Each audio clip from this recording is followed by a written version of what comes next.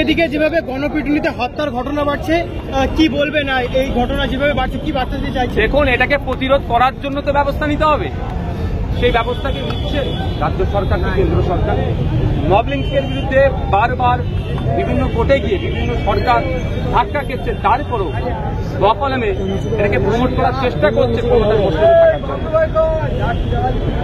গত মাসের 27 তারিখে হরিয়ানাতে যে ঘটনা ঘটেছে, বাংলার একটা পরিযায়ী শ্রমিক সাবির মল্লিকের সাথে যে অন্যায় হয়েছে, এতে অন্যায় কোনোভাবে মেনে নেওয়া যায় না। তার পরিবার আজকে ধ্বংসের মুখে। তাকে ডেকে নিয়ে গিয়ে পিটিয়ে হত্যা করা হয়েছে, সে নাকি গোমাংস রান্না হচ্ছে।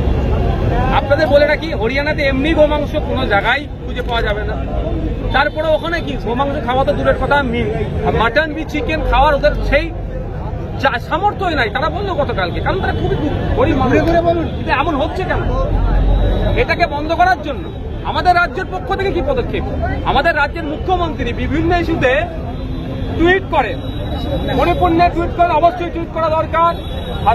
হাতরাস নিয়ে টুইট করেছিলেন, প্রতিনিধি দল পাঠিয়েছিলেন। উন্নয়ন নিয়ে টুইট করেছেন, প্রতিনিধি দল পাঠিয়েছিলেন। অবশ্যই এগুলো করা দরকার। এখনো পর্যন্ত মুখ্যমন্ত্রী বাংলার পরিযায়ী শ্রমিক সাবির মল্লিককে নিয়ে কোনো কথা রাহা পর্যন্ত কাটলেন না। যেই সাবিরদের ভোটেই কিন্তু মুখ্যমন্ত্রী ক্ষমতায় আছে। সাবিররা যদি ভোট দেওয়া বন্ধ করে দেয়, মুখ্যমন্ত্রী নবান্নে যাওয়াটা বন্ধ হয়ে যাবে। তাহলে কালীঘাটে থাকতে হবে। কিন্তু এই সাবিররা যখন রাস্তাঘাটে কুকুর বিড়ালের থেকেও খারাপ অবস্থায় নির্যাতনের শিকার হচ্ছে, সাবিরদের যিনারা রেহমান বলে দাবি করছেন, সাবিরদেরকে যারা বলছেন আমরা বুক পেতে দেবো, তাদের কোনো শব্দ খরচ করতে দেখিনি। আমি ধিক্কার নিন্দা জানাচ্ছি। আমি আশা করবো মুখ্যমন্ত্রী এটাকে কন্ডেম করবে। সাথে সাথে জায়গা থেকে বলে যায়, আপনাদের এখনো পর্যন্ত সরকারিভাবে কোনো অনুমোদন ওই অনুদান বা ক্ষতিপূরণ দেওয়া হয়নি। আমি 1 সপ্তাহ টাইম দিয়েছি। রাজ্য সরকার যদি ক্ষতিপূরণের ব্যবস্থা না করে, তাহলে কিন্তু আমরা বৃহত্তর আন্দোলনে নামতে বাধ্য হব। আমরা চাই তার পরিবারকে যে চাকরি দেবে, কি চাকরি দেবে না দেবে, পার্মানেন্ট চাকরি দেবে না ওই ক্যাজুয়াল কন্ট্রাকচুয়াল দেবে, সেটাও ডিসক্লোজ করা দরকার পাবলিক ডোমেইনে। আমরা অপেক্ষায় আছি। আমরা মিডিয়ার মাধ্যমে সরকারের কাছ থেকে জানতে চাই, হরিয়ানা পুলিশের সাথে আমাদের রাজ্যের পুলিশের কি যোগাযোগ এখনো তৈরি হয়েছে? ওই মার্ডারটার প্রোগ্রেস কি আছে? কজনকে অ্যারেস্ট করেছে, কি কি ধারায় অ্যারেস্ট করেছে, এফআইআর কপি কোথায় এবং পোস্টমর্টম রিপোর্ট কোথায়? এগুলো কি আমাদের রাজ্য প্রশাসন কি কালেক্ট করেছে?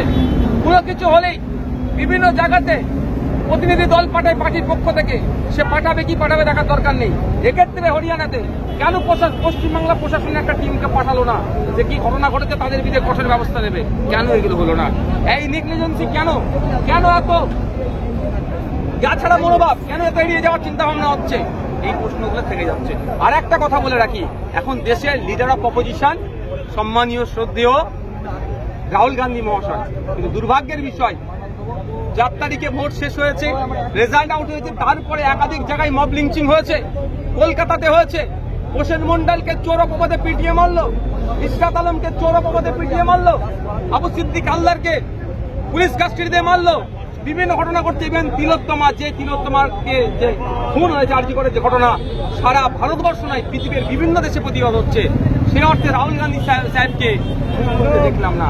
হরিয়ানাতে এই যেভাবে আপনার ছেলে সাবির ভাইকে খুন করা হলো, পিটিয়ে হত্যা করা হলো, মব লিঞ্চিং করা হলো, রাহুল গান্ধীর কোনো বক্তব্য শুনতে পেলাম না। আমাদের ভাবাচ্ছে রাহুল গান্ধী সাহেব কি করছেন, কি করতে চাইছেন, আমাদের কিন্তু ভাবাচ্ছে। তাই আমি এখান থেকে দাঁড়িয়ে দেশের লিডার অফ অপোজিশনকে বার্তা দিতে চাই, ভোটের আগে আপনি যে পারফরমেন্স করেছিলেন, সবকা সাথ সবকা বিকাশ, বিজেপি বলল, আপনি কিন্তু বকলমে সবার পাশে দাঁড়ানোর চেষ্টা করেছিলেন। তাহলে আপনার কাছ থেকে এখন কেন আমাদের এগুলো পাচ্ছি না? আপনি একটা প্রোটেস্ট পর্যন্ত করছেন, একটা টুইট পর্যন্ত করছেন না কেন? আমাদের ভাবাচ্ছে। হরিয়ানাতে যেভাবে ইলেকশন আগিয়ে আসছে, বিজেপি সেখানে কলকে পাচ্ছে না। ধর্মের রাজনীতি করে, হিংসার বাতাবরণ তৈরি করে, সাম্প্রদায়িক রাজনীতি করে ক্ষমতায় টিকে থাকার জন্য একের পর এক ঘটনা ঘটাচ্ছে।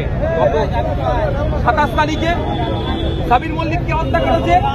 আবার আপনি খোঁজ নিয়ে দেখুন, ক্লাস 12-এর ছেলেকে অয়ন মিশ্রা নামে, তাকেও গরু পাচার সন্দেহ, এই সন্দেহ ভাবতে পারছেন কোন জায়গায় যাচ্ছে গরু পাচার সন্দেহ, তাকে হত্যা করেছে। এই সমস্ত ধরনের যে ঘটনা অন্যায় হচ্ছে, ধিক্কার নিন্দা জানাচ্ছি। আজকের আমাদের অবস্থান বিক্ষোভ থেকে আমরা যেমন সাবির মল্লিকের জন্য আওয়াজ তুলেছি, সাথে সাথে আমরা তিলোত্তমা বলছি আমাদের মনে যায়নি, আমাদের পরিবারের সে একজন সদস্য। তিলোত্তমা পরিবার শুধু নয়, রাজ্যের মানুষ বিচার চাইছে, এখান থেকে বিচারের দাবি। যেভাবে রাজ্য সহ দেশ যেভাবে মব লিঞ্চিং এর ঘটনা ঘটছে এবং গণপিটুনির ঘটনা ঘটছে, এর জন্য কি আলাদা করে আইন পাস করার প্রয়োজন আছে? মব লিঞ্চিং নিয়ে তো অলরেডি ছিল পশ্চিমবাংলা বিধানসভাতে একটু কিছু শব্দের আদান প্রদানের জন্য নাকি রাজ্যপাল সিগনেচার করছিল। আমি বারবার এটা বলছি, রাজ্য প্রশাসনকে, রাজ্য সরকারকে সক্রিয় হতে হবে। কারণ এটা মনে রাখি, আপনাদেরকে জানিয়ে রাখি, পশ্চিমবাংলার 21 লক্ষ মানুষ ভিন্ন রাজ্যে কাজ করছে, আর ভিন্ন রাজ্য থেকে প্রায় 1.5 কোটি শ্রমিক আমাদের রাজ্যে কাজ করছে। সেই 1.5 কোটি শ্রমিককে কিন্তু আমরা নিরাপত্তা দিচ্ছি। আমাদের রাজ্য পুলিশ, আমাদের ক্যালকাটা পুলিশ, আমাদের প্রশাসন, আমাদের বাংলার মানুষ তাদেরকে কিন্তু বুকে আগলে রেখে আমরা তাদের সাথে অতিথির মতো আচরণ করে তাদেরকে আমরা নিরাপত্তা দিচ্ছি। তাহলে আমাদের শ্রমিকরাও ভিন্ন রাজ্যে যারা আছে তাদেরকেও নিরাপত্তা দেওয়ার দায়িত্ব সর্বপ্রথম সেই রাজ্য সরকারের, যে রাজ্যে আছে। এটা তাদের দায়িত্ব বুঝিয়ে দেওয়ার জন্য সব থেকে বলিষ্ঠ, সব থেকে অগ্রণী ভূমিকা রাখা দরকার মাননীয় মুখ্যমন্ত্রী মমতা ব্যানার্জি মহাশয়। কিন্তু দুর্ভাগ্যের বিষয়, অপদার্থ হরিয়ানা সরকার যেভাবে ব্যর্থ হয়েছে, হিংসার রাজনীতি করতে চাইছে, আমাদের রাজ্য সরকারও কিন্তু তারই একই পা দিয়ে এগিয়ে যাওয়ার চেষ্টা করছে। আচ্ছা, আইএসএফ এর পরবর্তী পদক্ষেপ কি থাকছে? আমরা 1 সপ্তাহ টাইম দিচ্ছি। রাজ্য সরকার যদি ক্ষতিপূরণ না ব্যবস্থা করে, তাহলে আমরা কিন্তু আগামী দিনে লেবার দপ্তরে আমরা প্রশাসনের কি একেবারে ভয় দেখিয়ে দিলেন যে লাঠি নিয়ে কি যেতে হলে? আমি লাঠি নিয়ে মানে ওইরকম ভাববেন না, জানো বলছি, এখানে কেউ করবেন না। আমরা যেটাই করি গণতন্ত্রের মধ্যে, আমি গণতন্ত্রের বাইরে একটা কাজ করি না, করবো না, আর সমর্থন করি। বোঝানোর জন্য এটা বললাম যে খালি হাতে যাচ্ছি, মারছি, লাঠি যাবো, তাহলে কি লাঠি দিয়ে পুলিশকে মারবে নাকি? এটা কোনোভাবেই মেনে নেওয়া যায় না। পুলিশ আমাদের পরিবারের একজন। পুলিশের যে খারাপ ব্যবহার কি বলবেন? যে এখন যারা ওই 2-4 জনে করছে তাদেরকে আমরা নোটিশ করছি, তাদেরকে গতকাল সন্দীপ ঘোষ সহ 4 জনকে যে গ্রেপ্তার করেছে, তাদের কিন্তু এই আর্জিনাল নিয়ে গ্রেপ্তার করেনি। তিলোত্তমার ধর্ষণ খুনকাণ্ডে তাদেরকে গ্রেপ্তার করেনি, তাদেরকে দুর্নীতি হয়েছে, এই দুর্নীতি করেছে, দুর্নীতিটা কালকের নয় বা নতুন নয়, 2021 সাল থেকে দুর্নীতিটা বেশি আকার ধারণ করেছে। 2023 সালে ওখানকার তিনি একজন মানে সিনিয়র মোস্ট একজন অফিসিয়াল হসপিটালে একজন কর্তা অভিযোগ দায়ের করেছিলেন। মুখ্যমন্ত্রী দপ্তর পর্যন্ত বিষয় সেটা হয়নি, আমাদের পর্যন্ত সেই এতে করেছে। আমরা অপেক্ষায় আছি তিলোত্তমাকে খুন করার পেছনে যদি কোনো হাত থাকে, তাকে বাকি থেকে থাকে, সেটা সাবির খানকে পিটিয়ে খুন করার পিছনে কি এই যে বারবার বলা হয় দিদি মোদী সেটিং আছে, এর কি কোনো পরিকল্পনা আছে বলে? ওটা আমি এটা এই মুহূর্তে বলতে পারবো না, ভোটের রাজনীতির জন্য এটা খুন করা হচ্ছে। Thank you.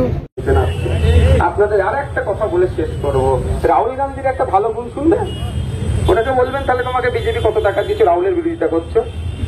সত্যি আমাদের খুব ভালো লাগতো, কিন্তু যত দিন যাচ্ছে যেন আমাকে ভালোবাসা কমছে। এই যে আপনি কাশ্মীরের নাবালিকার নামটা নিয়ে, আর আপনাদের একটা কথা বলে রাখি, অ্যাজ পার